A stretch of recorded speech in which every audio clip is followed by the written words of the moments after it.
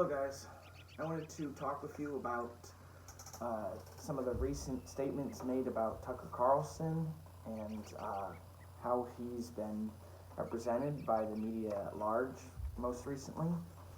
So, a few months back, there was, in the lead up to the buildup of troops on the Ukrainian border, there was a Tucker Carlson statement. There were some of his videos that were getting shared around on Russian state TV.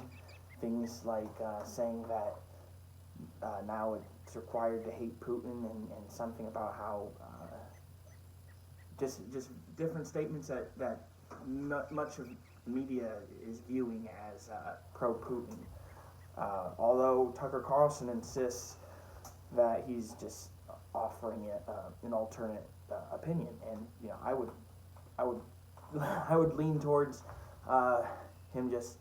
I guess I would generally believe that, but so not to say that I agree with Tucker Carlson's stance on the Ukraine war. That whole I do think that he's.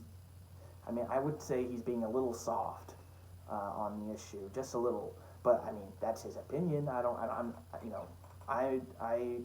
would hold a little harder of a line with Russia, at least.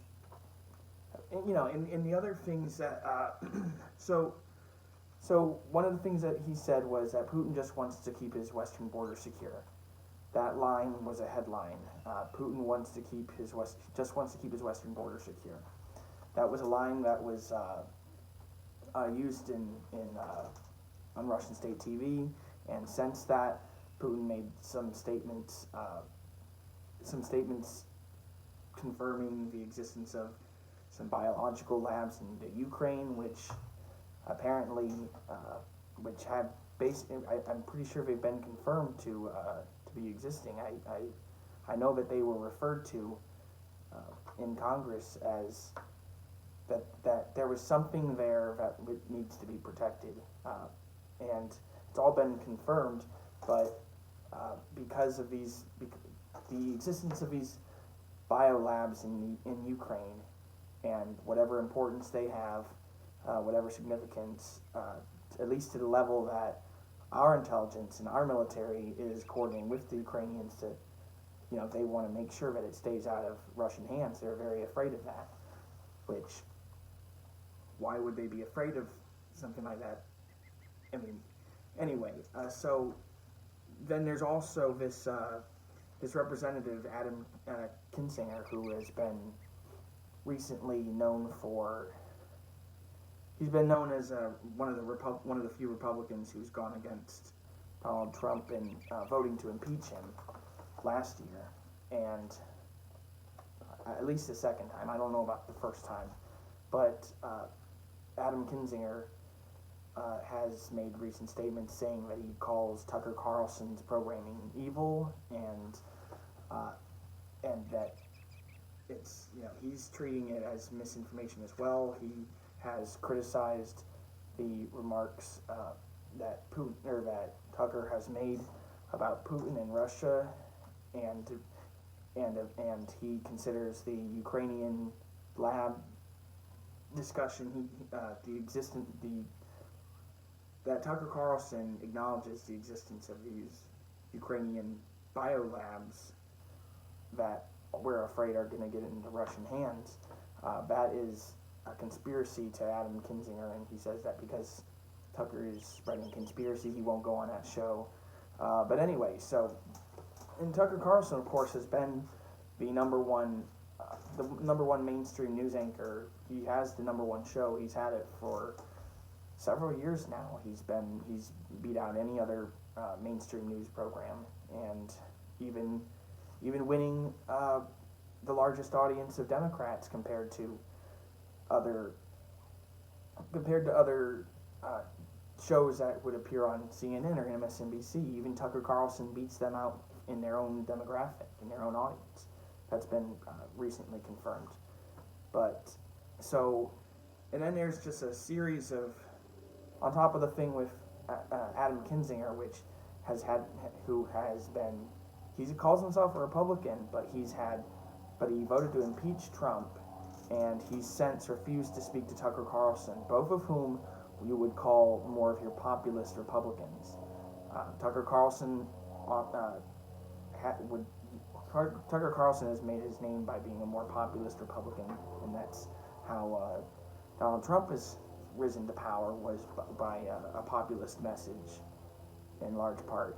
So, and then it's interesting that this Adam Kinzinger guy has such a problem with both of them, yet calls himself a Republican. He's part of what I would call like the Liz Cheney, the Liz Cheney branch of the Republican Party. But anyway, so we've got Tucker the Untouchable. This phrase, Tucker the Untouchable, was uttered by The Guardian. An article by The Guardian I read most recently refers to him as that, and they call him that because they claim that because he's so big, because he is the biggest name in mainstream news, and he has that much clout on Fox, he is untouchable, and because Fox has expanded into YouTube and social media and things like that as well, Tucker has a lot of power here, and that's true, but it's really they would like to see him lose his audience or be deplatformed in some kind of way, but it is a slippery slope, and that could be something that any news anchor could face. But Tucker Carlson has been taking quite a bit of heat lately from Newsweek, the LA Times. The Guardian was the one who said Tucker the Untouchable, and I wonder if that phrase is going to stick. I kind of like it, Tucker the Untouchable, but although I find it kind of silly because he's one of the few anchors on mainstream news who's offering any kind of alternative opinion on the war in Ukraine, and I don't 100% agree with his opinion, but maybe he is a little soft on the issue, but it doesn't mean that his opinion isn't completely valid, and that him bringing up the biological labs in Ukraine are 100% valid because they've all been confirmed, and clearly an interest in protecting them has been confirmed. So Tucker Carlson, despite being the number one name in news and beating out anybody else in cable news or mainstream, he's taking heat on the regular by guys like Brian Stelter as well. But Brian Stelter, his whole purpose is delegitimizing news organizations and personalities that he feels threatened by. It doesn't matter if it's Tucker Carlson or Russell Brand. Brian Stelter is going to go after him, or Joe Rogan, of course. He hates them all. But so take it with a grain of salt, Tucker. All right, thank you guys.